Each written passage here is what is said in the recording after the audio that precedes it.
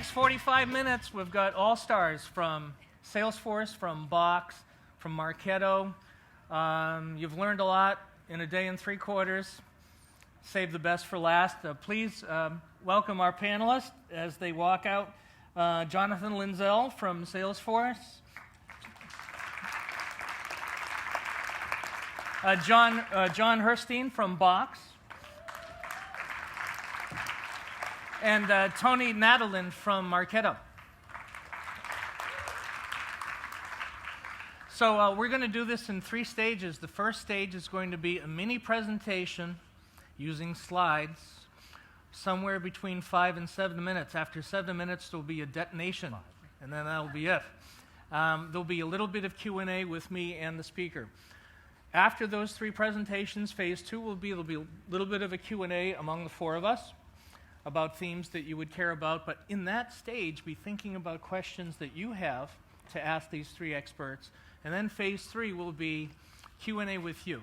Okay, and then it'll be 4:30 by then. So please welcome again, as you would, Jonathan Lindell from Salesforce. Hi. Oh. Okay. Welcome the other John. And Jonathan, while you're sitting there. I've always wanted to work for Salesforce. Jon so Herstein for great, Box. actually. Good afternoon. I'm Jon Herstein from Box. I'll go fairly quickly. I don't like looking at pictures of myself, so let me really go quickly. But I'll actually, let me go back for a second. The first thing I want to do is address the elephant in the room, because I am from Box, and there's a lot of questions about Box around things like timing and when certain things will happen and so forth. So I just want to clear up. I'm authorized to say sometime late next year, our CEO will be 30.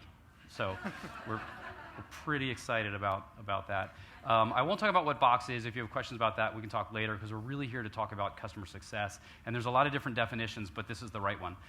So pay attention. The way I think about success, and some people alluded to it earlier today and even yesterday, is just, you've got to think about it from the customer's perspective. And my view is the customer has to see that you as a company are creating value for them, right? No one buys software, no one spends any investment in anything as a business unless they believe it's going to provide incremental value to them. And if your product and your service are not doing that, then fundamentally your customer is not being successful with what you provide, right? So I think the first element, the way I see customer success, is creating value for the customer.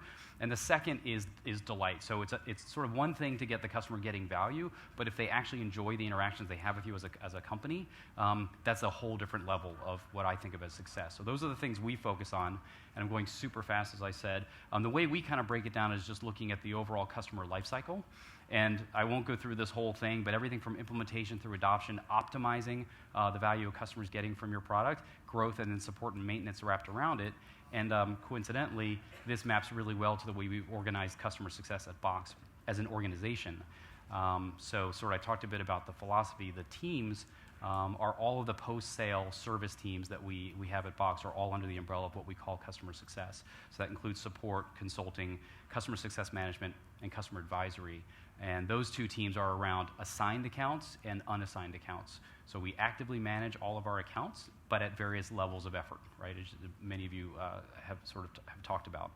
So that's sort of what it looks like organizationally. There's 2 other pieces to our picture that are, I think, relevant. One is ops, and I think when you get to a certain size, you have to think about things like operations, productivity, kind of how do you make your team as awesome at doing what it does as you can. So that's operations. But the interesting one here is this thing we call retain, which is sort of becoming an internal consulting organization focusing on retention of our customers. So what we do within this team, and it's sort of a tiger team of about 3 people, is really focusing on where churn happens, why is it happening, what's driving it, what are the causes, and then launching initiatives across the company to go address those things. So it's a super interesting sort of function that we have. It's not customer-facing, but it's very cross-functional and very much addressing things all across the company, everything from how we sell and market through how do we service our customers. So that's what it looks like organizationally. We were asked to talk a little bit about evolution. We started with customer success on the very beginning with just as it being an offshoot of sales. So, we've sold a customer, the customer has questions, the customer's only person, their only point of contact is the salesperson, and they want to keep talking to the salesperson wants to go talk to other prospects, right? So we started as an offshoot of the sales team, and we've sort of grown and evolved into the org that I just showed you over time. Where we are in that sort of, evolution, I would say, is somewhere in the middle. We've developed some tools. The tools are still I wouldn't say super sophisticated, but I wouldn't say they're primitive either. So we're sort of right in that middle there, and we're working with various things like Salesforce, like our business intelligence tools, and evaluating sort of this market for customer success software as a way of getting better and better at understanding what's happening within our customers and how do we maximize value for them. So that's the evolution, and I'll quickly hit my lessons learned, and I'll step down. How am I doing? 3 minutes? Am I good? Okay. So there's a bunch of things that I've learned. I've been with Box now almost 3 years, and this isn't comprehensive by any stretch, but it's just a few things I thought I'd point out. One thing we're dealing with right now is, the definition of a CSM. And I think what I've seen and heard from many of you, and what our own experience has been, is that CSM sort of becomes this catch-all phrase for term for everything to do with a customer. And what we've done is we've introduced other capabilities like our consulting team, our support team, our customer advisors, is we've slowly sort of stripped away pieces of the job that the CSM used to do holistically. And what's left then for the CSM is a little bit of confusion. So exactly what do I do? What am I responsible for? What am I not responsible for? And so we've done some work recently around really clearly defining what a CSM does. And I would say as a lesson learned, I probably would have done that earlier. So I hope that's helpful. Data, we've talked a lot about data here. Getting data, making it available, and really using it to drive what you do in accounts is key. Planning ahead, right? So I think we've done a decent job of this, but thinking about what your customers are going to need from you as a company 6, 12, 18 months from now and starting to build your org towards that is I think, pretty important. And then one reason, and my sort of sub-point here is, if you don't do that, you will spend a lot of time re-educating your sales teams about what you do in the service side, right? So if you can sort of lay that foundation, sort of set the vision for what you're doing, it's much easier to explain and not re-educate everybody as you go. And then the last point is sort of a small one, but when I started thinking about Box, we talked a lot about churn. I hired a churn czar, and we realized we're thinking about it the wrong way, right? The goal here is really net retention. It's not just churn reduction. So sort of flip your thinking to the positive from the negative, and those are some of my lessons learned. Cool? That was a wonderful 6-minute presentation. I have a question for you. Sorry. The freemium model, Yes. right? Yep. Some Box customers pay Zip. And so what role, if any, does your customer success expertise play in migrating people from nothing to something? That's a great question. We support all customers, free customers and paying customers. So any customer can contact us and get supported. If we know that a free customer is part of an organization and we've got an active sales opportunity, we are often asked to kind of provide extra support for those customers, and we'll often do that. But what's really hard in the freemium model is even if I'm using Box for Business, I could be using my Gmail address to do it, right? So it's hard for us as a company to actually know that a free user is actually using us for business purposes. We don't look at their content, so we can't tell based on that. All we have is an email address. And so we sort of have to rely on them ultimately coming to us and starting a sales cycle to really go there. I see. Yep. Okay, I have no idea who's next. I guess Tony is. Don't you love it when a plan comes together? It was supposed to be the other John now, but it's me. So how many people here use Marketo? Great. Wow. One of the things I've been really excited to see is how Marketo is being used sort of beyond the funnel for customer retention. And I'd love to get your stories. My email's there. I'd love to see what you're doing and sharing best practices, so send them to me. So I've been at Marketo for about 8 months now. Prior to that, I used to manage account management for Satmetrics, who are founders of Net Promoter. And then prior to that, I managed delivery and renewal operations for a large BPO renewal company, about $400 million worth of renewals, about 100 reps, and have come from sort of the very strong operational background of renewal management, retention management, loyalty management. What I wanted to do today is not sort of maybe share with you, I think, how to do this successfully, but things that keep me up at night around as we scale. We're like nearly 4,000 customers now. We were founded in 2007. We're growing incredibly fast. And if I were to say to you, we've got it all done and baked, I'd be telling a little bit of a fib. So these are the things that keep me up at night, and if anything, hopefully you can help me. So it used to be that loyalty was all about tattooing yourself, and Harley Davidson was the perfect brand around loyalty, and loyalty meant something. And I think what's interesting is in SaaS, the permanence of loyalty is not the same as it used to be. You know, when you look at loyal customers, you do get loyal customers, but what are the ones that aren't loyal? They used to be trapped. In the world before SaaS, they were trapped customers that invested a lot. That's not the case anymore. Nowadays, people switch, right? And you don't even know that it's occurring. So one of the things to measure, I think, is not only the loyalty of your customer base and what you can measure, but it's to understand what your customer is doing outside of your relationship with them. So we look at using technology to understand what is the dating occurring outside of our current relationship, and is there an opportunity to have a discussion there? So think about how you can do that in your organization. Relationships. I always used to say the hardest conversation I want to have with my customers is when they're breaking up with me. It's the hardest conversation they've ever had. And when you're a small company and you've got a very, I would say, close relationship with your customer base, that occurs, right? But as you grow, you end up in this scenario, right? So I've got a 16-year-old daughter, and she finds out that she's just been broken up by looking on Facebook and seeing her status changed, right? That's not too dissimilar to, as a SaaS company, how sometimes your customers treat you. You find out, oh, I'm no longer in the relationship. So how do you keep the closeness and proximity of relationships when you scale and you grow, right? And I think the basics of account management, of understanding customers' goals and outcomes, keeping close to them, having even venues like this, keeping that touch, that proximity, are just as important at scale as they are as you're a small company. We spoke about this earlier. Empathy, CSAT, absolutely a critical component of what to measure. But in my perspective, and Phil Fernandez spoke to this earlier, I think customer success, customer account management needs to be more than soft measures. I think you have to understand, and Jon spoke to this a little bit as well, how you show up relevantly with the C-level.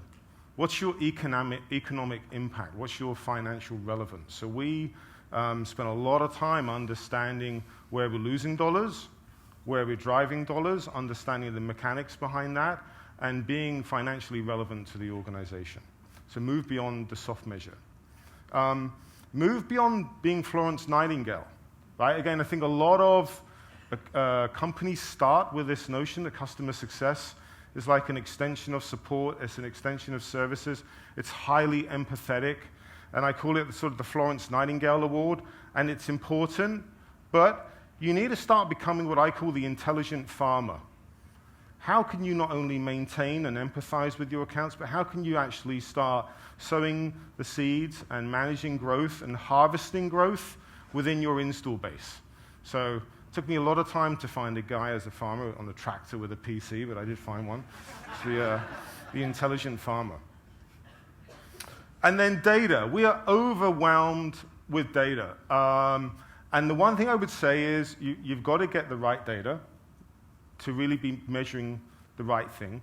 I've seen false positives. I can look at data from our customers, and I can have a false idea that that customer is happy, they're engaged, and they can switch. And the data isn't always an indicator of it. So it's important, again, we go back to the basics of account management. But I would also say is how we show up at scale. Use data to have a different conversation with your customers. Use data, and similar to how we're using Marketo from a retention point, and I see customers doing it as well, to show up so that you deliver the right content to the right person at the right time with relevancy that's going to drive faster adoption, faster enablement, and going to create those upsell and those cross-sell characteristics of what is where you're economically trying to get to. And then, we're not all Superman, right? I mean, no one believes in superheroes, right? And I especially don't believe in, fortunately, only got a Superman badge. But we're not Superman because we weren't born with superhuman powers. But we can be a superhero. We can be an Iron Man, right? Let's augment great people with great technology. And I think that's how you have to scale. Great people, great technology, smart technology. So just recap. Constantly be aware of loyalty, switching ease. Make breaking up hard to do. Be financially relevant. More than just empathy, be the intelligent farmer. move from data to wisdom, right content, right person, right time, and scale with technology, be the Iron Man you want to be. Thank you. Excellent. Tony, my question for you, and both John and you mentioned data. I mentioned data. What is the single most important thing that professionals can do to go from good to great regarding their grasp of data? Is it sign up to use Tableau, or is it to read some blog, or like what to do can you suggest for these people to become more data smart? I think you have to go back to basics a little bit. So what's interesting is we look at customers that are growing, and we look at the customers that we lose, right? And you have to look at a lot of data. There's behavioral data, there's data outside of your realm, there's data occurring in the environment. So, for example, if you lose a sponsor, if you lose someone in your customer, that doesn't necessarily show up as a data feed from your product, but it's a data point out there. The question is, how do I get that right data point? If I grow, what are the characteristics of growth that I need to be observing?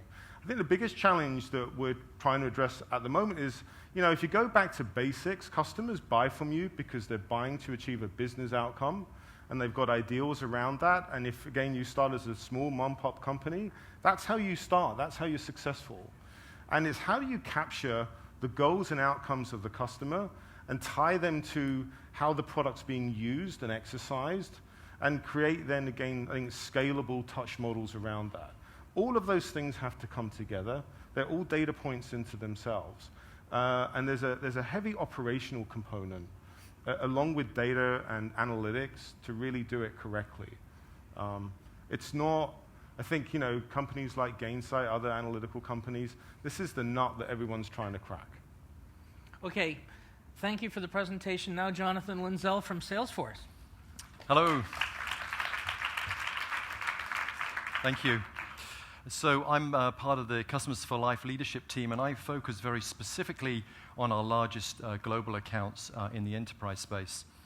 The reason for the two pictures there is I joined Salesforce 3 years ago, and in the prior 10 years to that, I was a CIO on Wall Street and then in London as well. So I've been in the financial services industry for 10 years, running very large enterprise technology systems and implementations. 15 years ago, Salesforce entered the market and changed the way that people thought about technology and the way that it helped them realize their business outcomes. And ever since then, we've been growing at a very significant pace, and we have a very, very substantial group now who are involved in the customer success part. We have 1,000 people that just purely are very focused in the field, helping our customers realize the business value under which they bought and invested in Salesforce. We're also helping them understand more about their customers. We want to look through the business that they do into their customers' business as well. And that's an important paradigm shift that we're seeing come up more and more. How do you do this, right? How do you grow and add thousands of people every year to your organization, maintain a sense of agility, but have some sort of process?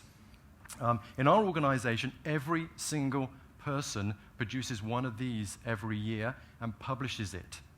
Starts off with Mark, it goes to his leadership team, and we're all part of a cascading process about documenting our vision, our values, the methods, obstacles, and measures around the work that we do. This makes sure that we can continue to grow at scale and also retain a sense of agility. And this has been an important aspect of Salesforce really since the inception of the organization, and helps us maintain that sense of agility and helping our customers. Customers for Life, actually, I certainly believe, is a team sport. It's about working with, we have a very large partner ecosystem. We want to work very closely with them. We work very closely with sales. We work very closely with our sales engineers. It needs to be a seamless experience for your customers. They really shouldn't see any sort of step change in terms of the processes that they're going through, in terms of the way that they interact with us. So we definitely see it very much as a team sport, and you can see some of the roles here. And the specific area that CFL, the Customers for Life team, gets engaged is shown up in this diagram here. We've got over 100,000 clients. We've learned a lot from them over a time, and now we're able to come up with prescriptive adoption and success advice. And we document this in a way that we make it repeatable and we give to our people so that they can bring all of that experience to our customers who have been with us a period of time and our new customers that come on board. Ultimately, we're in the business of accelerating innovation. Okay? The quicker the customer can get and see value from their investment in Salesforce, the better that is. And they want to continue to see that return on investment at a hyper speed. We also think about our market in sectors. As I just mentioned to you, I'm very much in you've got 25,000 seats, you're deploying in 2 continents, you're in 26 different countries, and you used to take 3 years to do that, you want to do that in a year. How do I do that? That's very specific advice to that audience, to somebody who's bought 10 licenses from you. They're equally as important to us, but my advice is customized to the way that they operate. And this is the way that we think about the evolution of a customer, and this is a continuous loop. So also when we start to get towards a renewal, so 12 months in advance, then we're doing certain activity really to make the renewal a non-event. Ultimately, we want these customers to be delighted in what we do, delighted in the value that they've returned from Salesforce. So this is the model specifically in the world that I'm in. So I engage with customers on a geographically agnostic basis. So with my biggest accounts, we have people who are purely dedicated on that account and are ultimately accountable for any event that happens in that account anywhere in the world. So we lift out of a geography engagement and we engage with them on a business line basis. So I have one customer, has 3 major business lines. They have 3 different CIOs in 3 different continents, but all roll up to an organization at a headquarters. Our engagement model for that one will be slightly different to somebody that's very centralized, but always focused on the outcomes. And these are some of the things that we get asked or told or say to us, this is what we want you to do. You've got to be involved in helping us execute the strategy. We want you to be involved at an enterprise level. Don't talk to us about products. We don't want to be alone. Imagine you have an organization that's $60 or $70 billion, and 75% of their sales is run on Salesforce. You're material to their well-being. There's no other way of putting it. That takes a different type of relationship. So let me leave you with those thoughts. Thank you for your time.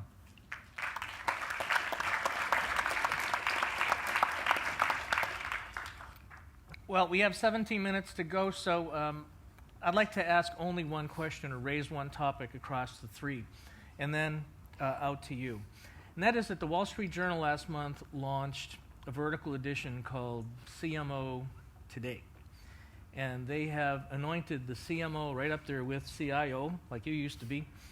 And my question to all 3 of you is the CMO sort of like a unicorn or something? I mean, it's been idolized as like the sort of the personification of marketing influence in every segment, in every country, and I'd like to just double check that's proper, because it just seems like marketing influence in terms of budget and multi-year projects have to be broader than just the CMO's purview. So who wants to tackle that? You know anything about marketing? I love CMOs. I think what's interesting is when you look at the rise of the CMO, and I think larger organizations, what the CMO has now just earned a seat around the table.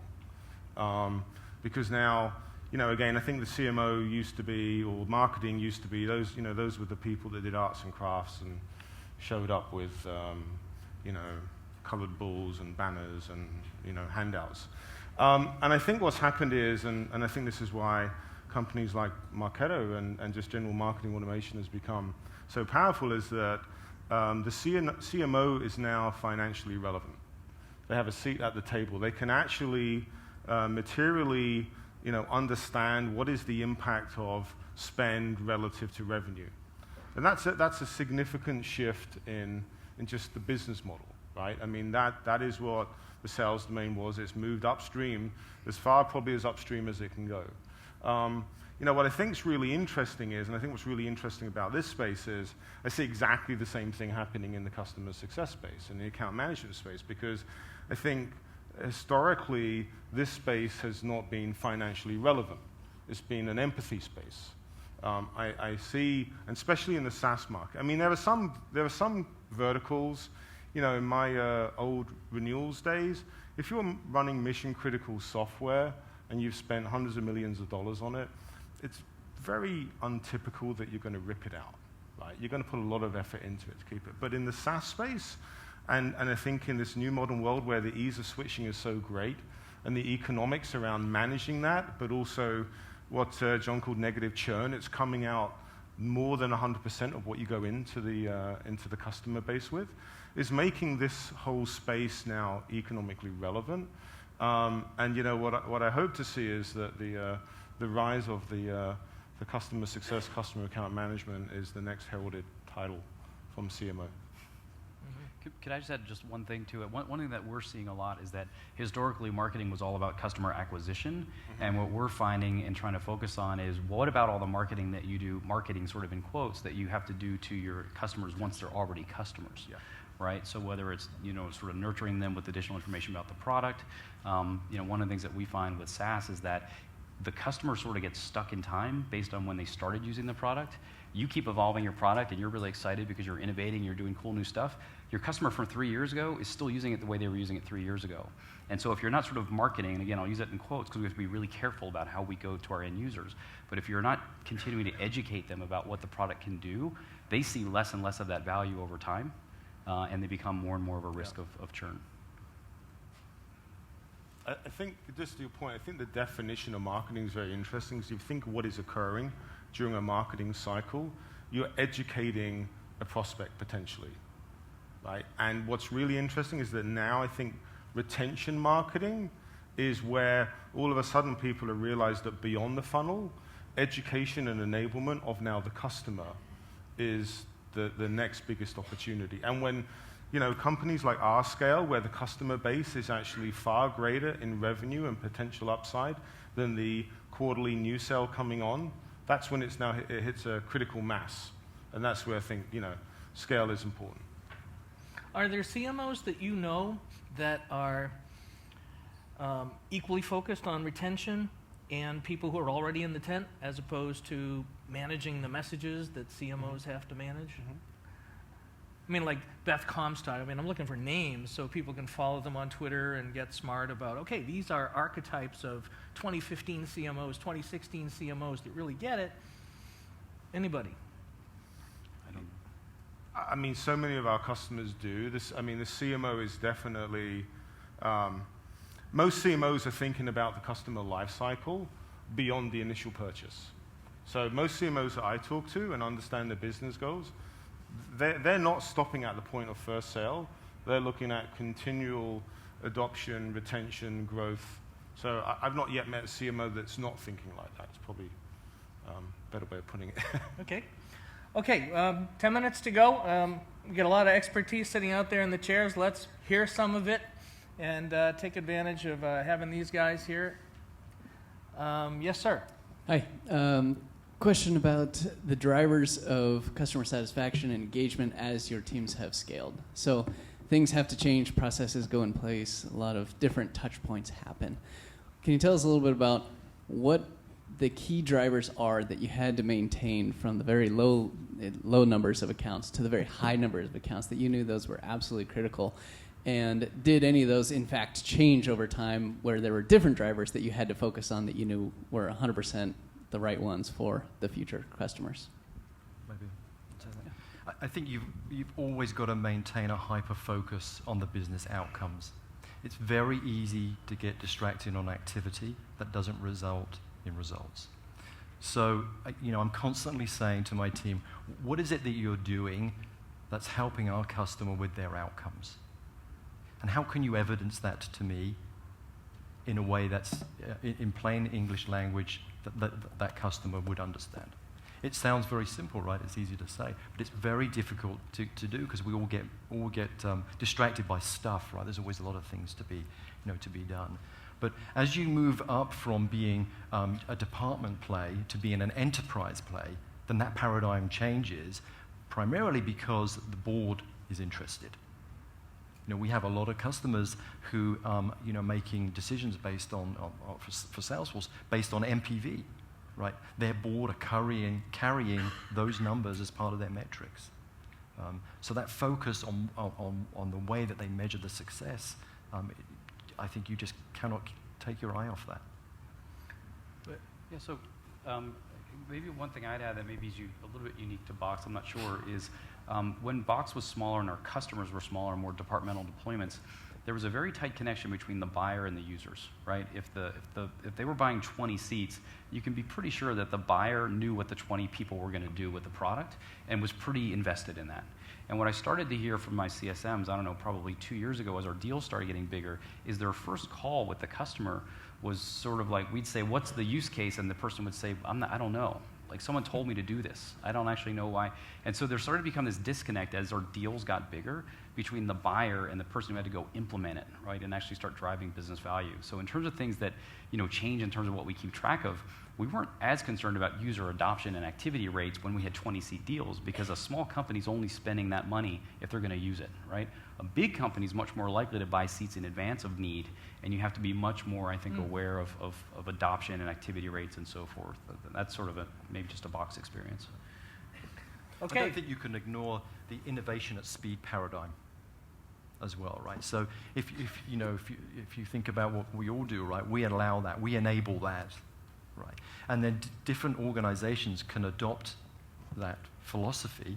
So I probably think when I think about my team, they might spend 30 or 40% having product relevance, and they spend the balance of the time thinking, how am I going to help this company innovate at speed and take on board the cultural change that allows them to realize that.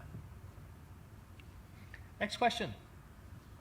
Yeah, I just had a question for you guys. So we know that onboarding is really crucial to customer success and longevity. So for mid-sized companies, how did you scale up the onboarding process where there's someone, say, from customer success or professional service involved? So just curious, like, what you guys did to solve that problem.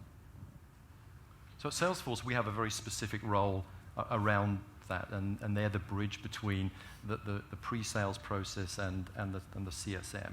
And so they have techniques that allows them to look at how they can rapidly onboard a new customer. I think I gave a number of domains there. We call them success domains, right? And we ask the individual who's assigned to the account to make sure that he has those success domains set up very early on in the relationship as the sale is proceeding. Because the quicker they can start to see the value, the more momentum you'll get. And as momentum builds, then the rate of pace of innovation will continue. So we have a very specific role about onboarding in our medium to large size accounts. Maybe, do you want to add? Yeah, so we have the same. I think what's really interesting is, if you look at typically what happens post-signature, you've got a decision maker, an exec that's signed up and is putting usually their personal career on the line by making a business decision. And then it goes into implementation, and we have a dedicated onboarding team as well. But what's really interesting is typically in most companies I've seen is that then people stop talking to the decision maker and the exec. And you sort of drop down 1 or 2 layers, and you get very much into sort of technical project implementation and milestones. And no one's picking up the phone and checking in with that executive about how he's still feeling or she's still feeling about that decision they just made. So I think one thing that's really important is when we focus so much on onboarding, are you still maintaining those relationships that were so key to actually starting that relationship? And I think that's one of the pitfalls a lot of companies fall into when they start scaling, is the executive gets left behind. Other questions? Hi. A bit of a tactical question, but for any of you who do QBRs, I'm curious what you do to minimize the thrash of the CSM and preparing for it, how you minimize the overhead associated with that.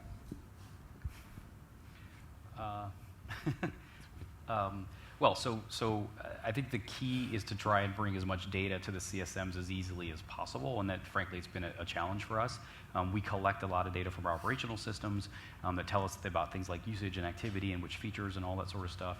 I think that the key is to try and make that really consumable and templated, and then pick and pull the pieces that are relevant for that particular customer and their particular use case.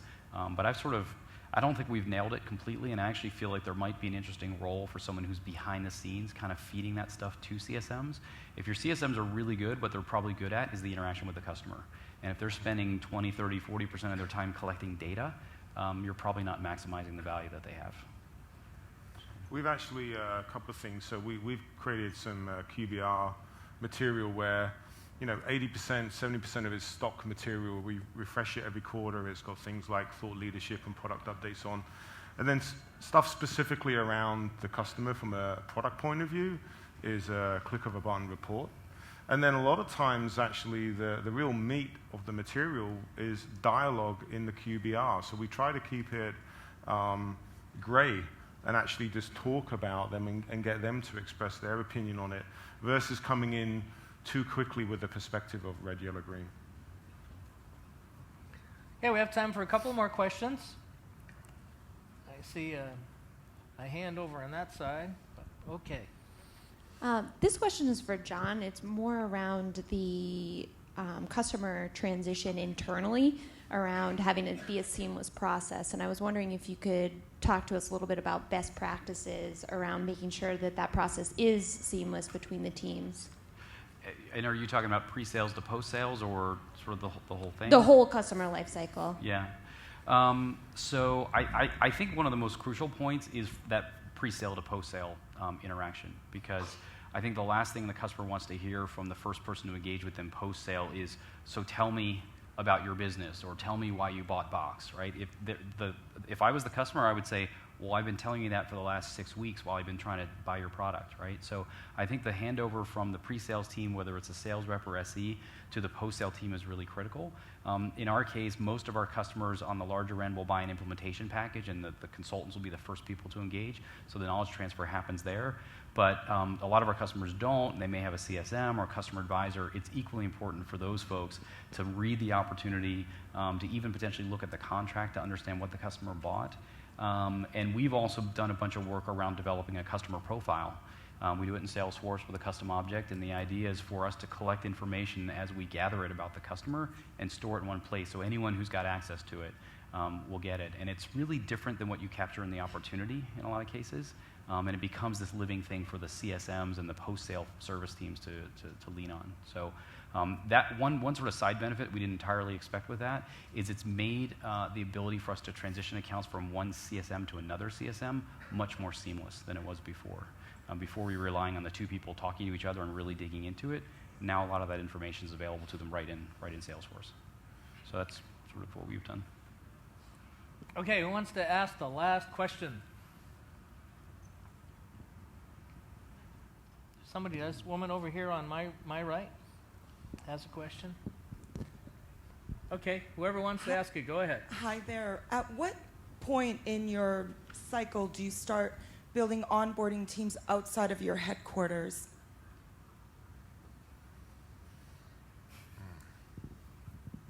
So we actually, so we have a lot of what we call launch point ecosystem. So a lot of our partners we work with to also onboard, but to date, majority of our customers sort of come onboarding through Marketo. Where that is geographically is then based on where the customer is, but we try to actually usually have oversight on the onboarding. We may not deliver the onboarding. It may be one of our certified onboarding partners. So it can happen in different places, but ideally I think it's really, most customers like to be part of that onboarding and have the security that you've got oversight in those first few delicate moments. We're almost out of time. Any last statements from the panel? Let's start with Tony Any takeaways?